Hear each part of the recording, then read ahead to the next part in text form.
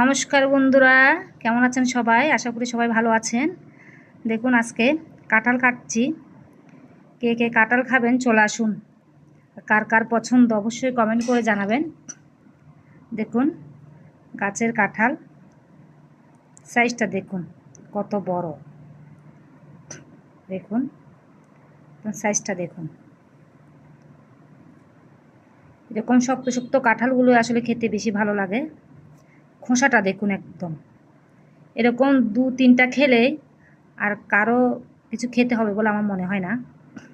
দেখুন কতগুলো তুলেছি, 3-4টা তুলেছি, তাতেই পুরা বাটি ভরে যাচ্ছে। আমাদের এই গাছের কাঁঠাল কার কার পছন্দ কমেন্ট করে জানাতে পারেন, আর কাদের কাদের আছে কাঁঠাল তাও কমেন্ট করে জানাতে পারেন।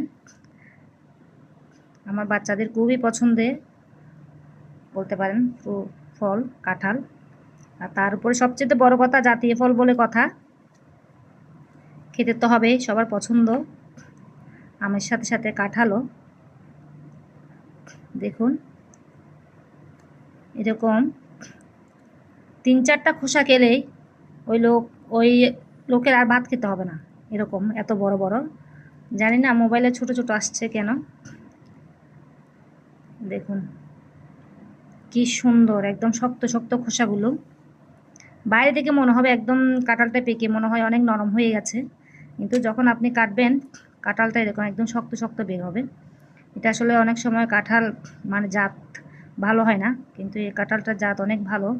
দেখুন একদম কি বলবো, মধুর মতো মিষ্টি। কে কে খাবেন দৌড়ে দৌড়ে চলে আসেন। ধন্যবাদ সবাইকে।